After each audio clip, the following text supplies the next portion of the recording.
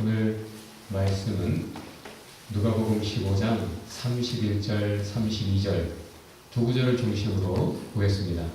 말씀은 11절부터 전체 이야기를 읽도록 하겠습니다.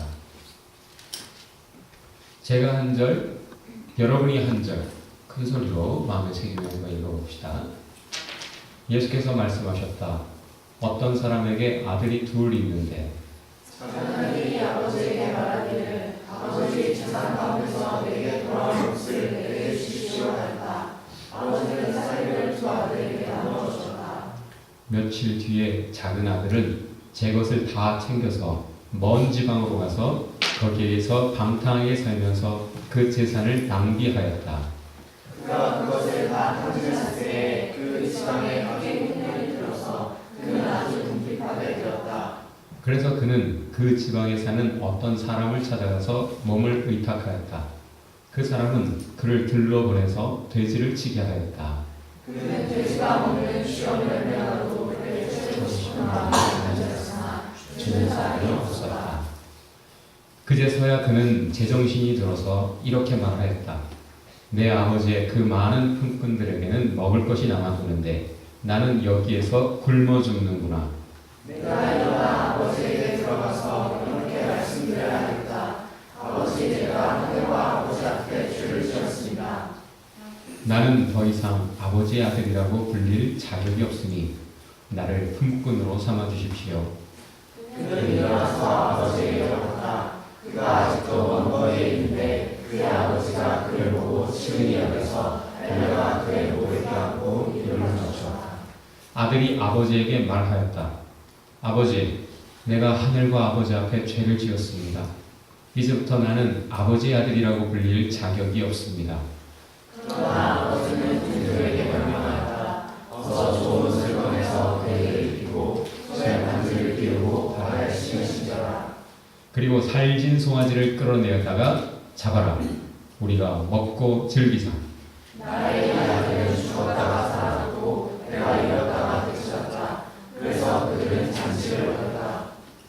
큰아들이 밭에 있다가 돌아오는데 집에 가까이 이르렀을 때에 음악 소리와 춤추면서 노는 소리를 듣고 조그만 아이를 불러서 무슨 일인지 물어보았다. 종이 그에게 말하기를 아우님이 집에 돌아왔습니다. 건강한 몸으로 돌아온 것을 반겨서 주인 어른께서 살진 송아지를 잡으셨습니다 하였다. 그날은 화나서 집으로 들어가려고 하지 않았다. 아버지가 나와서 그를 달랬으나 그는 아버지에게 말하였다. 나는 이렇게 여러 해를 두고 아버지를 섬기고 있고 아버지의 명령을 한 번도 어긴 일이 없는데 내게는 친구들과 함께 즐기라고 염소 새끼 한 마리라도 주신 일이 없습니다. 그런데 청년들과 어울려서 아버지의 재산을 다 삭혀버린 이 아들이니까 그를 위해서는 살찐 송아지를 잡으셨습니다. 아버지가 그에게 말하기를 얘야 너는 늘 나와 함께 있지 않느냐 또 내가 가진 모든 것은 다 너의 것이 아니냐 너의 이 아우는 죽었다가 살아났고 내가 잃었다가 되찾았으니 즐거워하고 기뻐하는 것이 마땅하지 않겠느냐 하였다. 아멘. 오늘 말씀의 제목을 다 같이 읽어볼까요? 옆 사람에게 덩실덩실이 뭔지 보여주세요. 영어로 한마디. Shall we dance? 여기 왔다 간 꼬마 중에 남자아이들 2명, 주영이와 주현이가 난생 처음 스키장을 가는 거예요. 비포 앤 애프터 사진을 찍었더라고요. 뭐 스키장 가봐야 뭐 있겠어? 뭐 좋은지 모르고 그냥 아침에 일찍 일어나서 갈라니까 얼마나 피곤했겠어요? 네, 표정이 어둡더라고요. 스키 타고 놀고 난 다음에 사진 한 장 찍었습니다. 어땠겠습니까? 확 피었어요. 여기에서 그 공부하러 갈 때도 영어 공부 어려운데 하기 싫은데 그랬다가 얼굴이 안 좋았다가 야 들어갔다 나오면 너희들 재밌을 거야. 그 말을 안 믿었는데 들어갔다 나와가지고는 싱글벙글 여러분 그라우스 올라갈 때 비포 앤 애프터 꼭 사진 찍으세요. 제가 어렸을 때도 불주사 맞다가 죽는 거 아니야? 그런 걱정했는데 그냥 그날 그 전날 저녁부터 밥을 못 먹었었는데 밥맛이 없었는데 불주사 맞고 나니까 이 별거 아니네 하면서 또 큰 거 하나 해낸 것처럼 기뻐가지고 웃었던 기억이 있어요. 달라진 표정의 변화를 우리는 경험하면서 살죠. 예배드리기 전에 어떤 사람들은 죽을 상이에요. 근데 진정 예배를 드리더라고요. 죽을 상인 사람들이 더. 왜? 삶이 힘들거든. 그래서 남의 눈치를 보는 게 아니라 진정으로 하나님께 기도하고 진정으로 하나님 말씀에 귀 기울이고. 전에는 막 졸았는데 말씀이 막 들리죠. 한 말씀 하나님이 나의 사정을 어떻게 알고 이렇게 말씀하시지? 그리고는 예배드린 후에 살더라고요.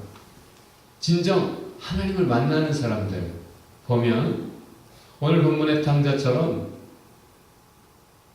오히려 자기가 문제를 경험한 다음에서야 비로소 하나님이 필요하고 그 하나님을 진정으로 한번 찾아보고 그러고 만나서 전에 몰랐던 기쁨을 알게 되는 경우가 참 많더라고요.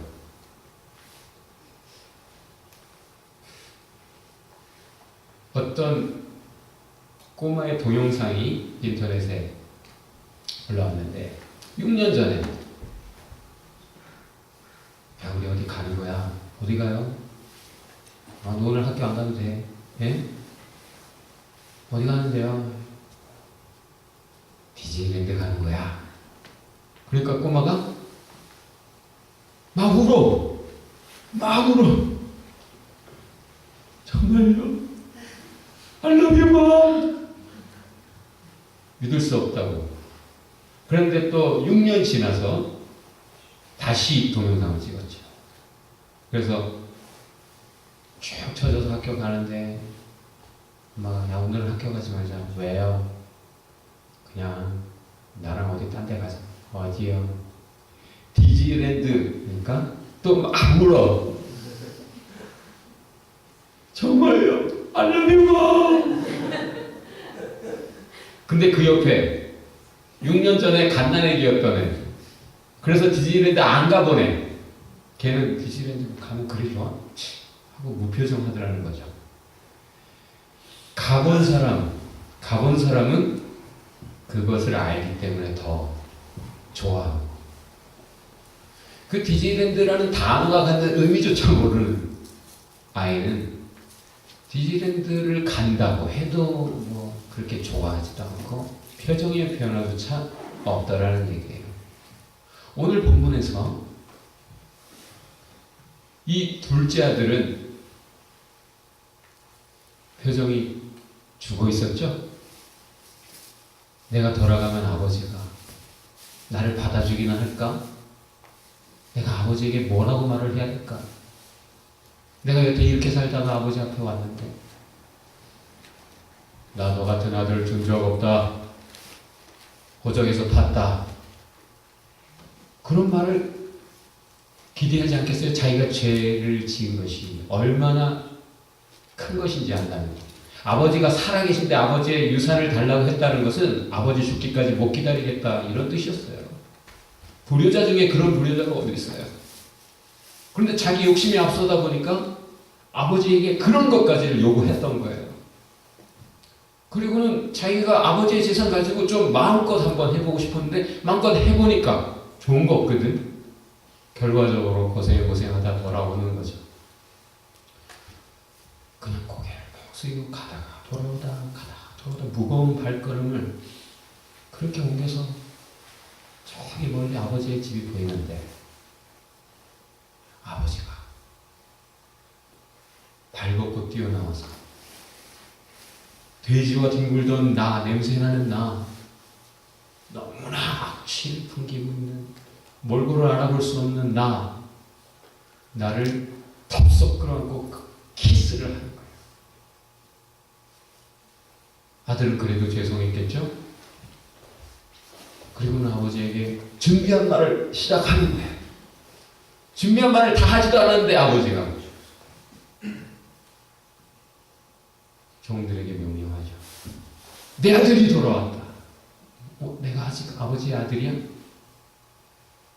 그리고는 아들의 대우를 다 해주시는 거죠. 그런데 형은 이 동생이 죽다 살아와가지고 아버지가 그렇게 기다렸다가 그 내내 슬프시다가 이 동생이 돌아온 것 때문에 너무 기뻐하시는 모습을 보는 게 더 싫은 거지. 지금 아들도 동생도 아버지도 모든 종들도 다 잔치를 하면서 춤을 추며 기뻐 즐거워하고 있는데 표정 안 좋은 사람 딱 한 사람, 형이에요. 그는 뭐 그냥 그런 대로 표정 괜찮았는데 오히려 남들이 기뻐 즐거워하며 춤추는 걸 못 견디겠는 거지. 그것이 오히려 내 마음을 너무 상하게 해서 표정이 어두워지고 화가 나버렸어. 그렇게 지금 아버지가 이 기뻐하는 것에 동참을 못해요. 왜? 그게 어떤 의미를 갖는지 전혀 이해하려는 마음도 없고 이해할 수가 없는 거죠.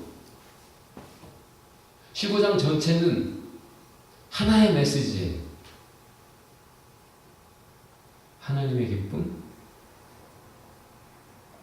크리스찬이고 하늘 아버지의 기쁨, 그 하늘 아버지의 자녀들의 기쁨, 크리스찬의 기쁨, 우리의 기쁨이 어떤 것이어야 하는가 하는 거죠. 잘못된 소원을 동생이 가지고 있었어요. 그 소원 성취해가지고 자기 계획대로 걸음을 옮겨갔어요. 결과 여러분 소원대로 계획대로 걸음을 옮겨가면 기쁨, 천국을 막 보겠습니까? 분명히 성경이 말해주고 모든 먼저 살아본 사람들이 말해주는 것. 다 같이 해봅시다. 헛되고 헛되도다. 실망스럽고 좌절, 오히려 그 후유증이라는 것이 한 번 발을 들여놓았기 때문에 처음엔 내가 선택했지만 그 다음에는 나에게 선택권이 없어요. 발목 잡혀서 그렇게 가는 거예요. 그렇지만 다행히 깨달았어요. 그리고 동생이 결단하고 회개의 걸음을 옮겨서 돌아온 거죠. 자기를 영접해준 아버지 얼마나 기뻤어요? 그런데 이 동생은 그렇게 상처투성이가 돼서 절망을 경험하고 다행히 아버지가 받아주셔서 다시 아들의 위치로 돌아오기는 했지만 사실 그 뒤에는 겸손해져서 그저 아버지의 사랑을 감사하면서 아버지에게 더 이상 뭐 아무것도 요구하는 거 없고 그냥 감사한 것뿐이고 아버지를 위해서 뭔가 하고 싶었을 거예요. 그렇죠? 그런데 형은 자기도 동생처럼 하고 싶었지만 참았던 거거든. 그랬는데도 아버지가 나에게 동생에게 해주는 것만큼도 안 해주는 것 같이 느껴지거든요. 그러니까 비교적 동생보다는 내가 의롭다고 생각하고 동생보다 내가 더 대접을 받아야겠다고 생각하는 거라. 교만한 마음에 분노하고 있어요. 아버지에게 감히. 동생보다 낫지 않아요. 결코. 그 교만한 형에게 오히려 아버지는 아주 젠틀하게 얘야 네 동생이잖니? 네 동생이 죽다 살아왔잖니? 너야말로 기뻐해야 되지 않겠니? 이렇게 깨우치시는 말씀이죠. 여러분 덩실덩실 모두가 춤을 추고 있을 때 같이 기뻐할 수 있겠습니까? 사촌이 땅을 사면 배가 아픈 게 인지상정이라잖아요. 진정한 크리스천 거듭난 하나님의 자녀라야 정말 나보다 남이 잘 되는 걸 보고 기뻐하고 그게 진정한 사랑을 하는 거지. 최소한 나만큼은 복 주시면 안 된다라는 기도를 해도 자기 자신을 위해서는 최상의 것들을 기도하는데 남의 것들은 그냥 이 정도 해주세요 하는 정도. 헌신 쓰는 양 되게 위해서 기도해 주는 척 하죠. 근데 기도가 정말 성숙할수록 예수님이 가르치는 대로 주어가 우리예요. 나를 위한 모든 기도가 저 사람을 위한 기도야. 하나님 나에게 주세요가 아니라 하나님 이 은혜를 우리에게 주세요. 나에게 필요하다는 거 저 사람에게도 필요하다라는 그런 분명한 깨달음이 있어서 모두를 위해서 기도하는 사람, 그 사람이 그죠. 참 천국의 주인이에요. 주님과 함께 기뻐할 사람이에요. 천국의 주인이에요. 여러분 덩실덩실 춤춰봤어요? 그냥 너무 기뻐서 저절로 막 춤이 나올 때 기억나요? 그랬던 적 있어요? 없어요? 언제? 거기 끄덕끄덕 하는 사람도 있는데 이스라엘 백성은 400년 이상을 노예로 살았다가 하나님이 건져주셔서 이집트에서 대탈출 엑스더스 할 때 그때 춤을 춰요. 이집트 왕자 보면 다 같이 춤을 추면서 나오는 장면이 아주 눈에 선하죠? 왜? 나만 자유를 얻은 것이 아니라 내 후대가 이제 자유인이 되었어요. 더 이상 노예의 삶을 살지 않아도 되는 거예요. 춤출만 하죠? 우리 한국이 해방됐을 때 누가 춤추라고 했어요? 다 허리로 쏟아져 나와서 춤추는 거죠.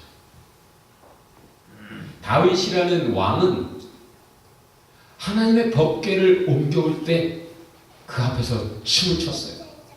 몇 걸음 옮기고 춤을 추고 옷이 벗어지는 것도 모르고 왕이 자기 체면이나 사람의 눈 전혀 생각하지 않고 하나님 눈앞에서 춤을 추다 보니까 막 옷이 막 흘러내리는 만큼 힘을 다해 추는 모습을 보고 사람들이 왕이 오버하는 거 아니야? 그런 생각하는 만큼. 내가 캐나다에서 캐네디언들하고 예배 드릴 때 너무 좋았던 것이 뭐냐면 한국에서 우리 동포들과 예배 드릴 때는 동포라는 건 참 그런데 너무 얌전해요. 사람 눈치 보는 이러는데 캐네디언들은 남이 보거나 말거나 그 남의 눈을 의식하는 게 없더라고요. 그 하나님 앞에 자기가 진정으로 찬양하다가 울고 싶을 때는 언제든지 울면서 기도하고 기쁨은 그냥 막 하면서 춤을 추고 처음에는 나도 그냥 춤을 추고 싶은데 이게 안 움직이는 거지. 안 해봐서. 근데 정말 예배에 집중하다 보니까 자연스럽게 막 이렇게 되더라고요. 그래서 지금 젊은이들처럼 뛰지는 못하는데 진정한 예배라는 것은 사람의 눈을 의식하지 않은 다윗의 예배여야 되는 거예요. 다른 사람이 나를 어떻게 볼까? 그게 아니라 하나님이 나를 어떻게 보실까? 이것이 예배자의 질문이죠. 여러분 지금 여러분이 예배하고 있어요. 하나님 앞에 있어요. 그런 질문을 가지고 있습니까? 진정 하나님에게 그런 초점을 맞춘 예배자의 모습이라면 여러분은 반드시 예배를 통해 춤을 추게 돼요. 왜? 하나님을 만나고 춤 안 추는 사람이 없어요. 하나님을 만나면 우리에게 새로운 창조가 이루어져요. 망가졌던 부분이 하나님이 손보셔서 멀쩡하게 되고 슬픔의 베옷을 벗기고 기쁨의 띠를 띠고 춤을 추게 하신다. 그런 경험을 해서 봤어요? 다윗은 그 하나님을 알았기 때문에 하나님 앞에 춤을 추는데 사실은 처음 법궤 옮겨올 때에 그때는 실패했어요. 즐겁게 옮기다가 초상이 났어요. 누가 죽어버렸어요. 그래서 하나님의 법궤를 옮겨오는 걸 포기하고 그리고는 그냥 슬픔에 잠겨있다. 나중에 깨달았을 때 무엇이 잘못됐었구나. 하나님의 말씀대로 하지 않았기 때문에, 내 생각대로 했기 때문에 사람도 죽었고 그랬구나. 깨달았고, 그래서 이제는 분명히 하나님의 은혜를 확신하기에 춤을 출 수 있었던 거죠.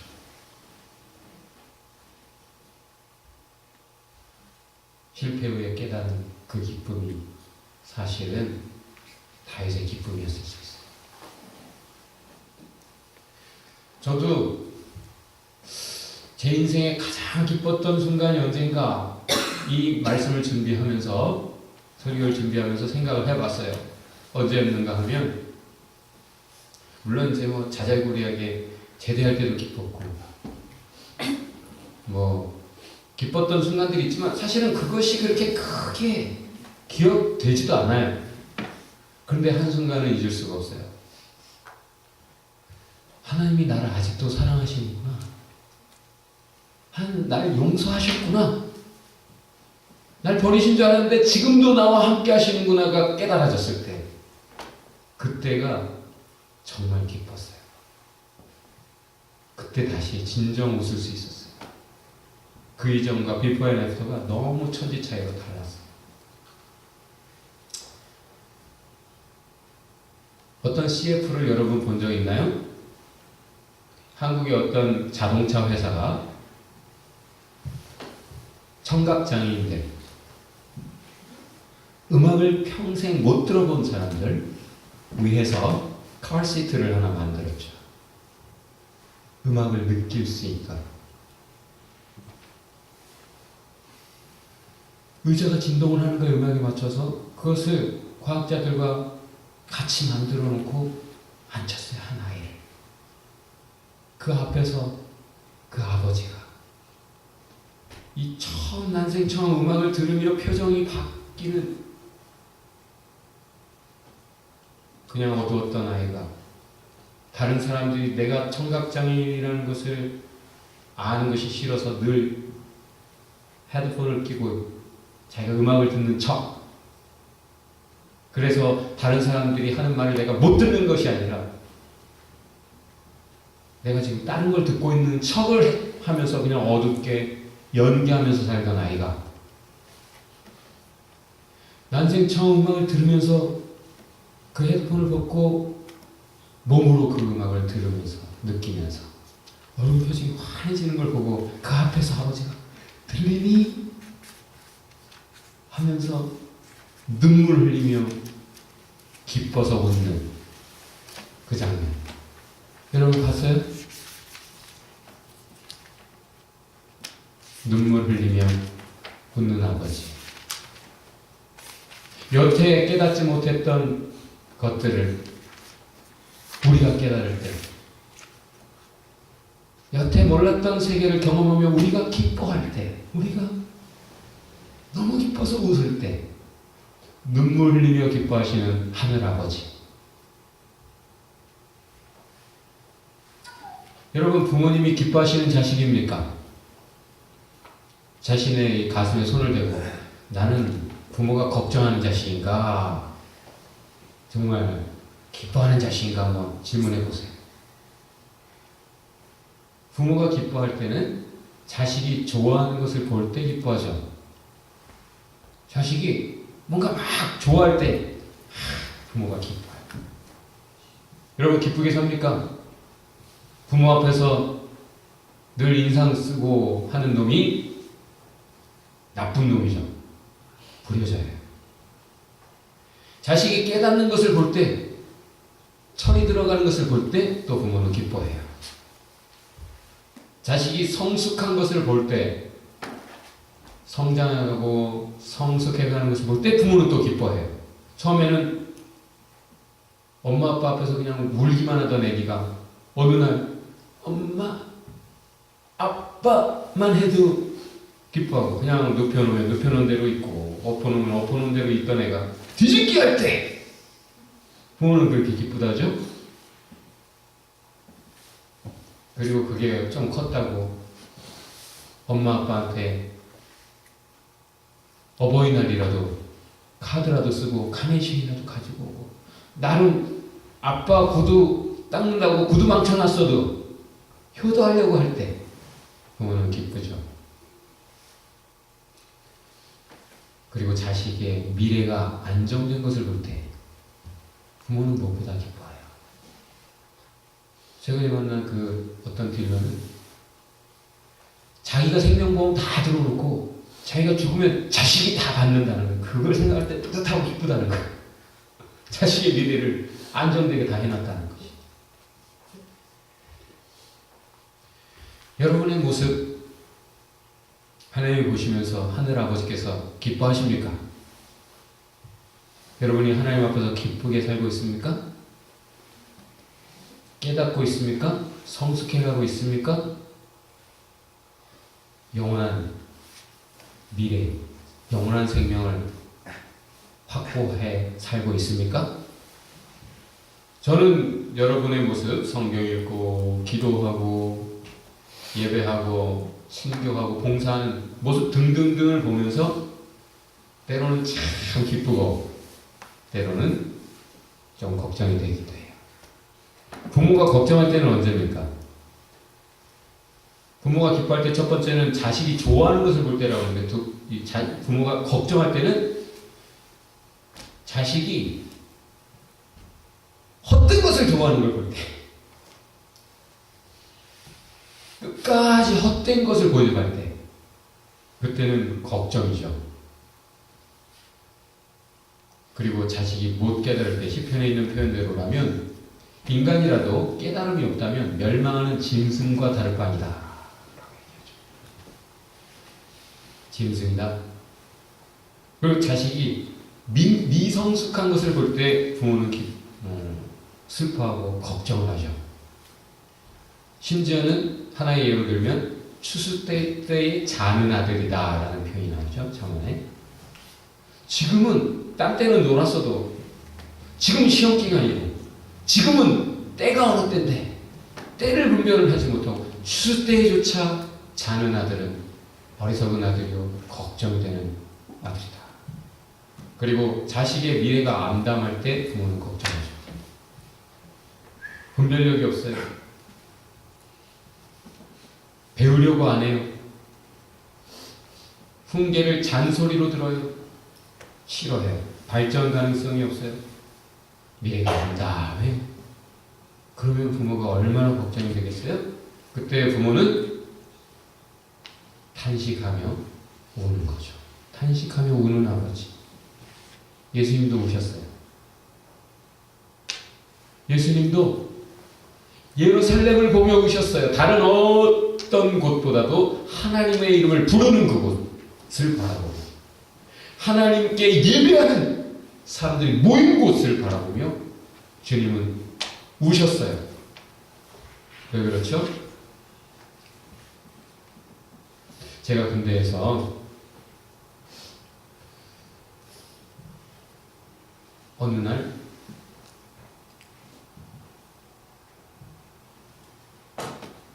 호상휴가 갈 기회가 생겼어요. 그건 뭐냐면 스케이트를 타서 제일 잘 타는 사람 호상휴가 보내준다는 거예요. 그걸 물어보니까 스케이트를 타본 사람이 없더라고, 그때만 해도. 근데 나는 어렸을 때 타봤거든. 그럼 저거 내 거네 싶더라고요. 그때 사실은 고참병이 돼서 일과가 끝나면 자유시간에 교회 가가지고 성경 읽고 기도하고 찬양하고 그냥 하나님과 데이트하던 때예요. 너무 즐겁게. 그런데 내가 스케이트 연습하려면 그 자유시간에 가서 연습해야 되는 거예요. 그때 생각에 내가 지금 하나님과 데이트하는 이 시간 너무 좋은데 이 시간 내가 성경 읽고 기도하고 찬양해야 되는데 하면서도 한편 사탄이 살짝 속삭이더라고. 집에 가서 해. 집에 가서 하루 종일 할 수 있잖아. 며칠 할 수 있잖아. 더 많은 시간 할 수 있잖아. 내가 뭐라 그랬을까요? 그렇지? 그리고는 스케이트를 들고 가는 거예요. 휴가 가서 성경 읽자. 꿈꾸면서 얼마나 좋을까. 사실은 지금 당장 하나님과 할 수 있는 걸 내가 원하는 휴가 가는 것을 원하기 때문에 집에 가서 할게요 라는 핑계를 대고 스케이트를 들고 논두렁을 걸어서 도착했어요. 스케이트를 신었어요. 신고 일어나자마자 넘어졌어요. 이상하게 넘어졌어요. 신자마자 일어나면서 넘어졌는데 뒤로 넘어졌거든 분명히. 근데 여기가 깨졌어요. 얼음에 땡 부딪혔는데 얼마나 아픈지 하나님께 군밤 맞은 거야. 너무 아픈 거야. 짠! 하면서 일어났는데 야! 피난다. 찢어졌다! 이렇게 벌어진 거예요. 바로 스케이트 걷고 논두렁 걸으면서 하나님 잘못했습니다. 죄송합니다. 지금 위병소 통과하자마자 교회에 들어가서 하나님 다시 난 그랬습니다. 그리고는 가가지고 의무대 가가지고 마취 안 하더라고. 그냥 보냈어. 그 흉터.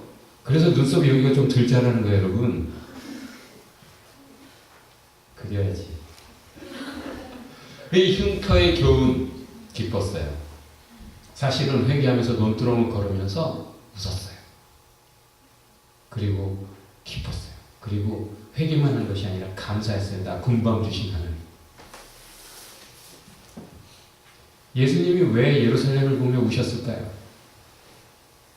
그들은 하나님의 마음을 알지만 하나님의 뜻도 알지만 그거 다 외면하고 자기들 욕심을 부리며 못된 짓을 다 하고 그러면서 하나님의 은혜를 기대했어요. 샬롬, 평화를 원했어요. 그때 예수님이 너희가 참 깨닫지도 못하는구나. 그걸 보며 탄식하며 우셨어요. 오늘 말씀에서 아버지가 마지막에 이렇게 말씀하세요. 내 것은 다 네 것이잖니? 네 동생 왔잖니? 같이 기뻐해야 마땅하지 않니? 그거를 앞에 예수님이 하신 말씀들을 읽었다면 그 말씀을 들을 때 우리는 이렇게 읽게 돼요. 내 것 가지고 네가 가서 동생 찾아왔어야 되지 않니? 네가 가진 귀하다고 하는 것들 가지고 생명 살려야 되는 것 아니었니? 아버지의 것 가지고 네가 누릴 생각을 하는 것이 아니라 네 동생 찾아왔어야 되는 것 아니니? 앞에서 주님이 그렇게 말씀하셨어요. 너 가진 네 거 귀한 거 가지고 생명 얻어라. 생명 살려라. 친구를 얻어라.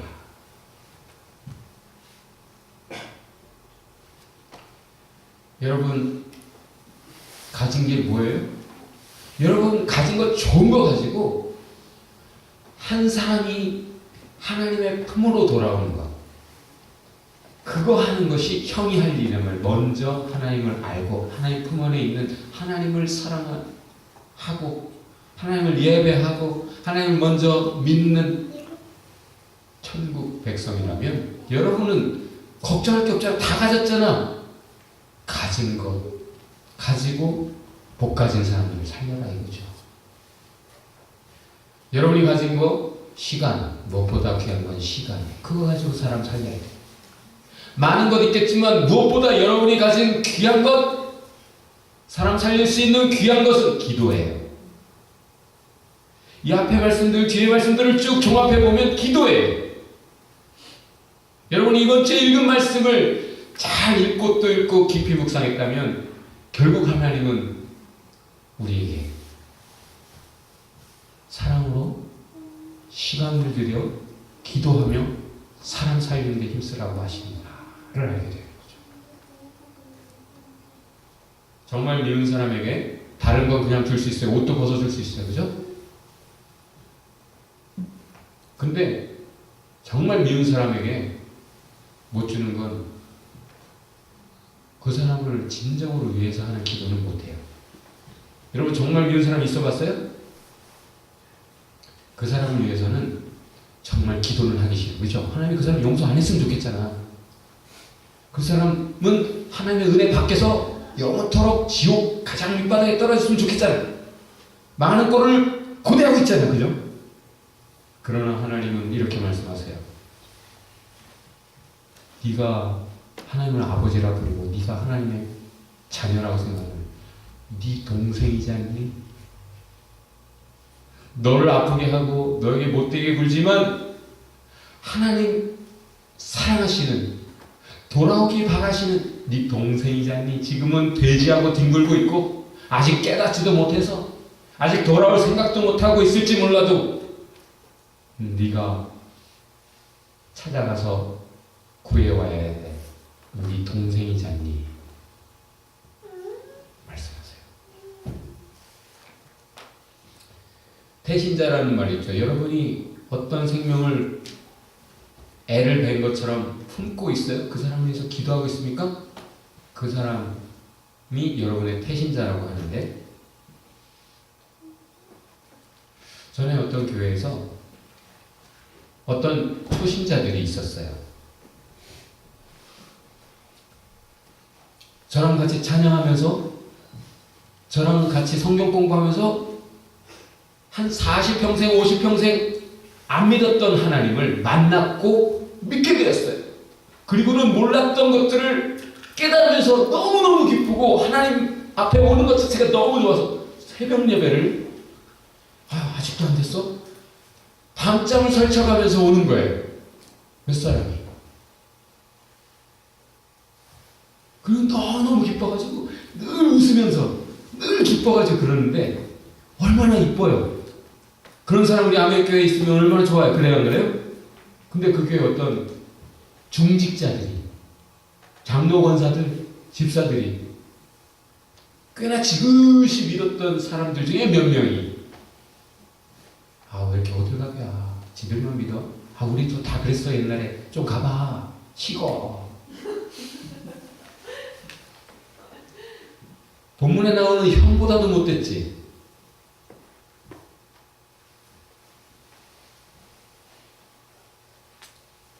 왜 호들갑이야 그래요. 나쁜 형들.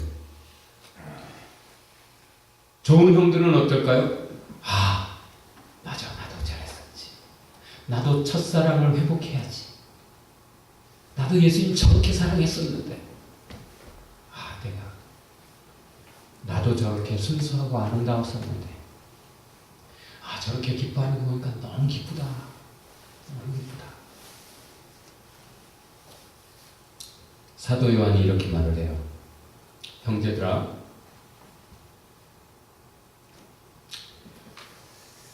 어떤 우리 신앙의 동료들이 너희에게 다녀와서 나에게 전해주기를 너희가 진리 안에서 행한다 하니 내가 심히 기쁘다.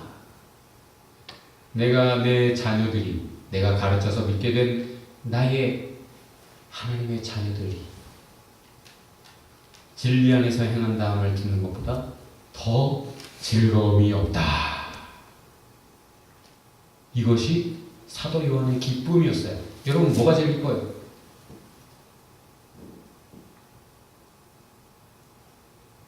일인 일닭 할 때 기쁘고 어디 가기로 했다고? 뭐지? 파닭 먹을 때 기뻐요? 탕수육! 바로 웃네. 여러분이 원하던 꿈이 이루어지면 기뻐요?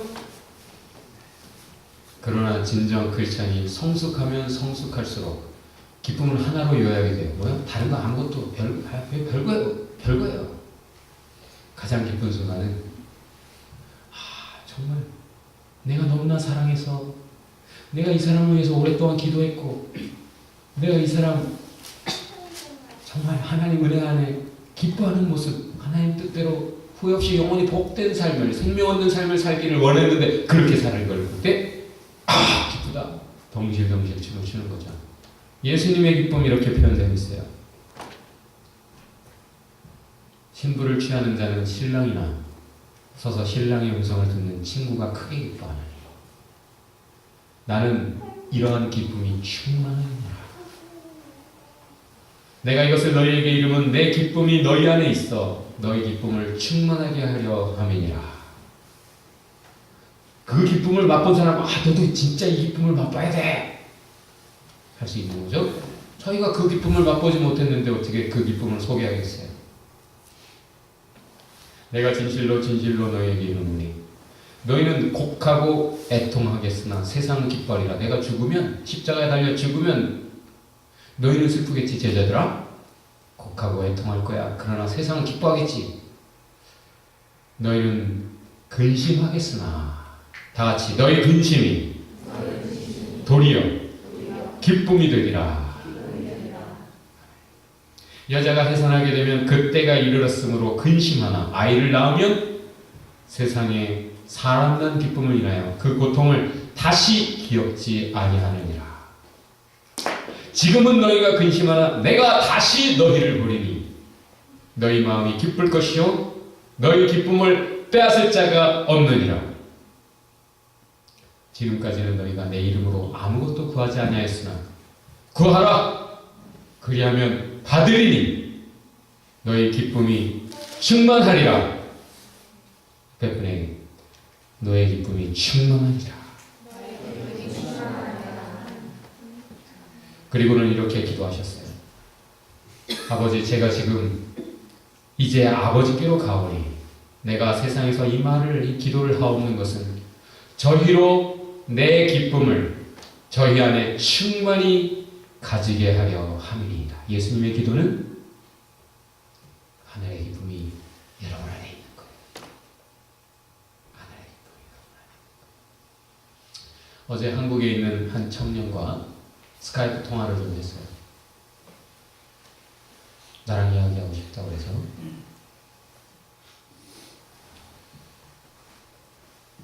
고민이 있었어요. 걱정이 있었고 자기가 하나님 안에서 가졌던 믿음과 계획, 근데 현실이 너무 자꾸 발목 잡는 것 같아서 포기할까 의기소침해 있었어요.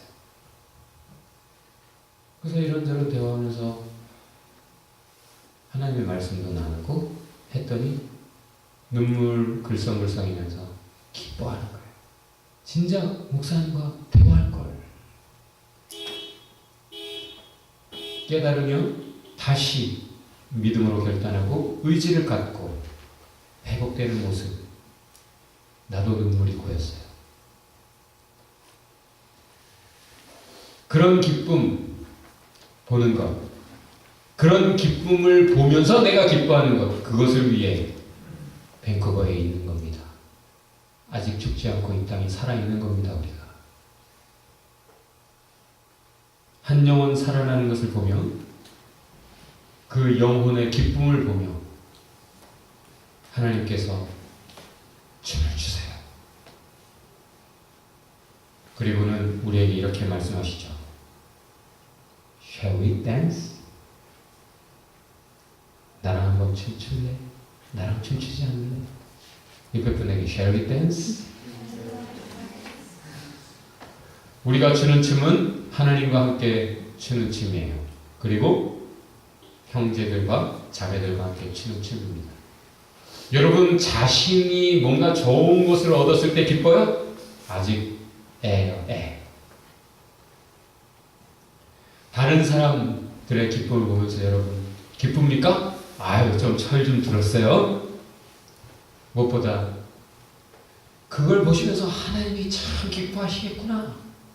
지금 저 사람은 슬퍼하고 고통하고 애통하고 있지만 저것이 성장통이라는 것을 아는 사람으로 볼 때는 하나님이 깨닫는 과정을 보면서 흐뭇하게 지켜보고 계시고 나중에 주님과 함께 기뻐 춤출 날을 예상할 수 있다면 여러분 하나님의 눈을 의식하면서 우리가 하나님을 위해 기뻐하고 웃고 춤출 수 있을 거예요. 옆에 분에게 누굴 위해 기뻐하십니까? 주님과 함께 춤을 춥시다. 오늘 말씀의 결론 다 같이 한번 옆에 분에게 전달해 봅시다. 옆에 분 손을 잡고 권면하세요.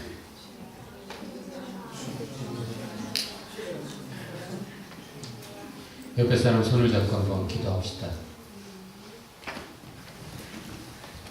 여러분, 세상에서 인생 고해라 우리는 슬픔, 절망 경험할 수밖에 없어요. 그러나 주님이 함께 하심을 느낄 때마다 우리는 기쁨을 회복합니다. 주님의 사랑, 주님의 그 사랑의 음성을 다시 깨달을 때마다 우리는 춤을 추게 됩니다. 하나님 위로하시기 원해요. 하늘의 기쁨으로, 하늘의 위로로. 하나님, 우리가 이제 춤을 주님과 함께 추며 많은 동생들과 함께 추며 그렇게 춤추는 인생 되게 하여 주옵소서.